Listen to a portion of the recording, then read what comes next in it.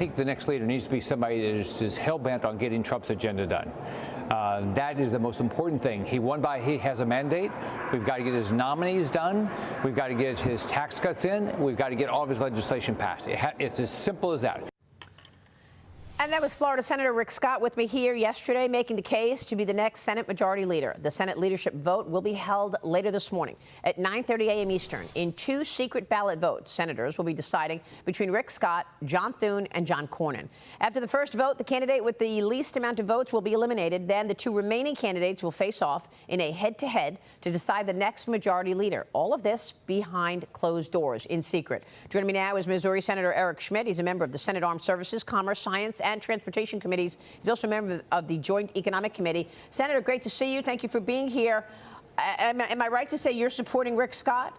Can you tell us why? I haven't decided yet, Maria. I'm going to hear everybody out again this morning. We had a great forum last night where we had a Q&A.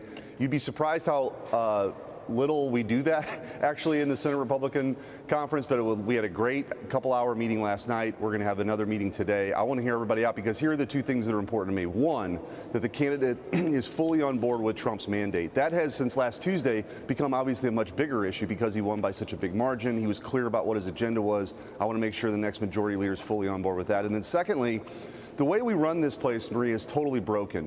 Senators don't have a lot of say. You end up with these omnibus bills that are concocted at midnight. No one can read them, and you vote yes or no. That's got to change. So for me, my vote's going to go to the one who can actually deliver on both of those. Do you believe that John Thune can or John Cornyn can deliver on that, given that this is the way business has been done in the Senate for so long? Well, I think the conference is very clear about where we need to go now.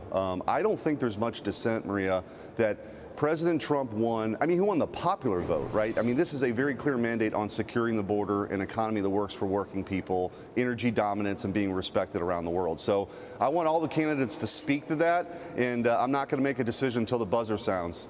I want to get your take on where the disagreement might be in the Senate. What are the policies that you believe President Trump will need 60 votes? In terms of nominees, in terms of tariffs, do you believe that these are going to be the issues that you're going to have to be looking to the other side to actually get support?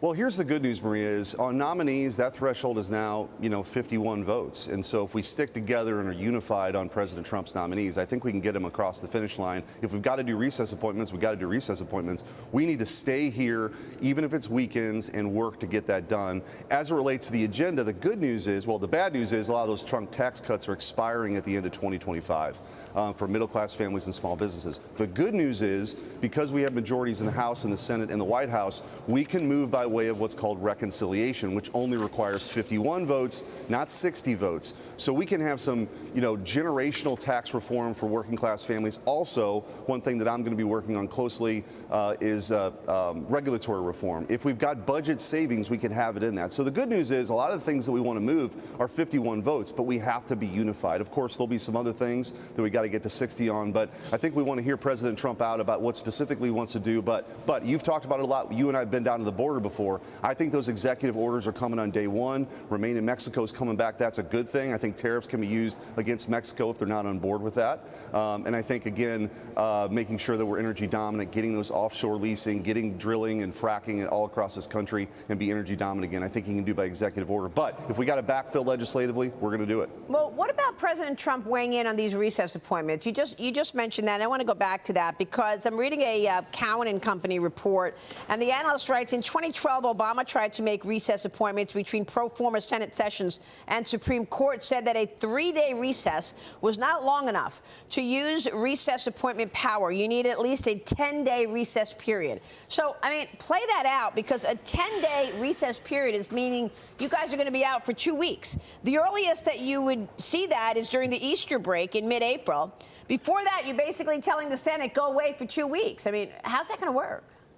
Well, it's going to take a lot of coordination. You're right. This didn't used to be a thing, Maria. I mean, this happened all the time. There were recess appointments. That changed about 10 or 12 years ago as the Senate became more dysfunctional.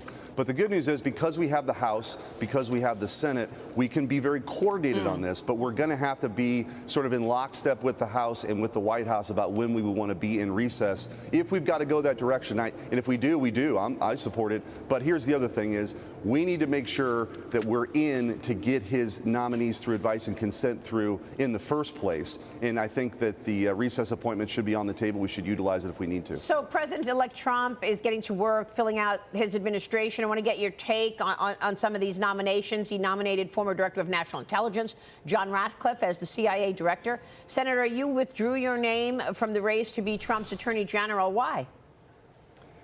Well, it was an honor to be considered, and President Trump and I have a great relationship. But for me, I was elected to the Senate 2 years ago. My heart's here. The fight is here right now because I want to deliver on that agenda over the next 4 years. And we need real America First warriors, not people who just talk about it, but who are willing to dig in and fight that important fight. And that's why I signed up for, and I want to go do that. What do you believe will be the most important issue facing the incoming Attorney General?